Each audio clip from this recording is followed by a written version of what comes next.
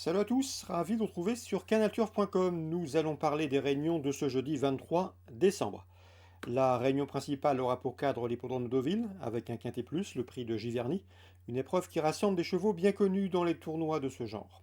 Nous évoquerons ensuite la réunion 3 à Maillet-du-Maine, où j'ai pu converser avec différents entraîneurs et notamment René Corbin qui affiche une belle confiance. Nous l'évoquerons dans la deuxième partie de l'émission.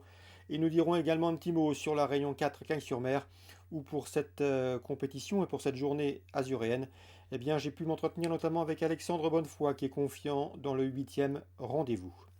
On commence par le quintet. Petit mot également pour vous dire qu'il vous est toujours possible de liker, de partager ce programme comme vous le faites régulièrement. Pour ce prix de Giverny, j'aime beaucoup le numéro 15, El Magnifico, un cheval confirmé à ce niveau de compétition. C'est vrai qu'il n'a pas gagné depuis l'été 2020. C'est un cheval à somme toute assez régulier à ce niveau. Il compte 3 victoires et 8 places dans les 5 premiers en 31 quintés courus, preuve de son efficacité et de son expérience à ce niveau. Il vient de conclure deuxième sur le tracé proposé. À mon avis ici, c'est un point d'appui. Je lui poserai le numéro 10, Bossio, numéro 11, à savoir Super Sonic. Ces deux-là ont pris les 3e et 5e places d'un quintet de même facture. Le prix Sainte-Mère-Église disputé le 1er décembre sur ce parcours. Course dans laquelle le numéro 7, Count Rostov, se classait 8e, mais ce jour-là, le cheval a bien fini sans avoir les coups des franches. C'est un cheval qui a de surcroît remporté un quintet plus à Chantilly sur le sable au mois de mars. Attention également au numéro 4 dans cette épreuve, Central Park West. Lors de ses 5 derniers parcours, il n'a jamais terminé plus loin que 4e. Une 4e place qu'il a obtenue dernièrement. Il passe de 1600 mètres à 1900 mètres. C'est peut-être là que le bas blesse, à mon avis. Pour son retour sur 19, il doit pouvoir bien faire. Attention également au numéro 9, Let It Fight. Let It Fight qui me semble également en mesure de bien faire. C'est un cheval qui compte une victoire et 4 places en 10 quintés courus. Et à mon avis, seul son numéro en dehors dans les stalles peut l'empêcher de se mettre en évidence. J'ai également retenu le top weight numéro 1, Breath of Fire, qui compte déjà des références à ce niveau de compétition. Il va prendre part à son 26e quintet. Le seul bémol le concernant, c'est qu'il est peut-être plus confirmé sur le gazon que sur le sable. Et nous terminerons avec le 8 Ficelle du Houlet, qui vaut mieux que ne l'indique sa 12e place enregistrée dans le quintet référence, prix de Sainte-Mère-Église disputé le 1er décembre et qu'on a évoqué plus haut. Sachez que cette jument a terminé deuxième de cette course en dernier et quatrième l'année précédente en 2019. Il serait donc imprudent de l'écarter à mes yeux. Résumé chiffré, 15, 10, 11, 7, devant le 4, le 9, le 1 et le numéro 8. La suite du programme d'Auvillers, j'aime beaucoup dans la première le 102 Kea, qui a bien gagné dernièrement.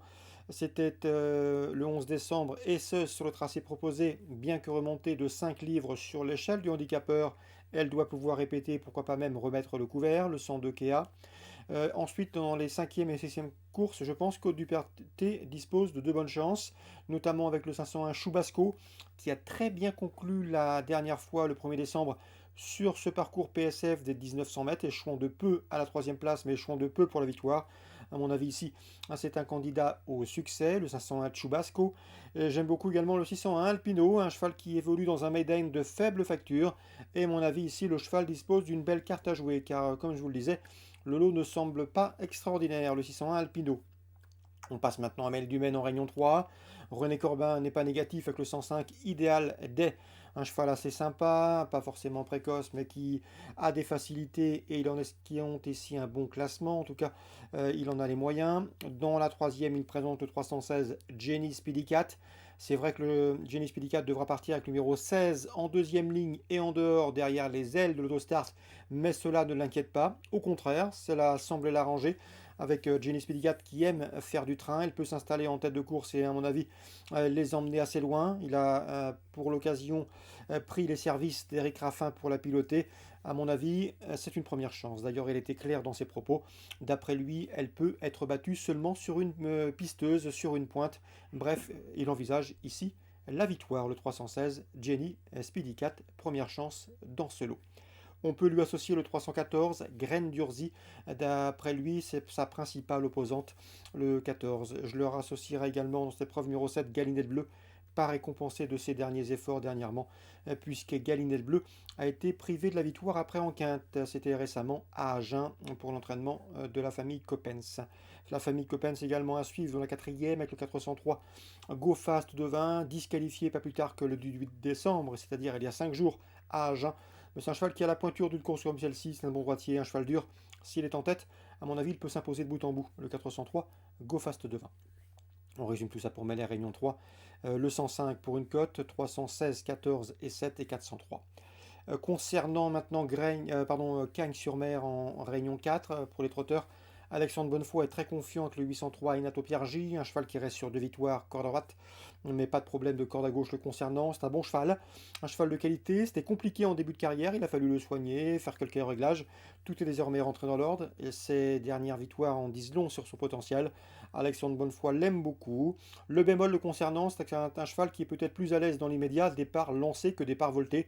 Il redoute surtout le départ, mais le cheval a les moyens de s'illustrer ici. Il en escompte un très bon classement. Si le cheval part correctement, il doit pouvoir jouer la victoire. En tout cas, les premiers rôles. Il redoutait le 12, lui, Itac de Belay, présenté à Yannick Canabrion. Je leur associerai également le numéro 9, à savoir Idéfix Dolmen, un cheval présenté par la famille Martens. C'est un cheval qui a été préservé pour ce meeting hivernal azuréen. Donc la huitième en chiffres, le 3, le 12 et le 9 concernant les différentes infos recueillies pour vous. Voilà pour l'émission de ce jeudi 23 décembre. Nous on se retrouve désormais demain pour un nouveau programme.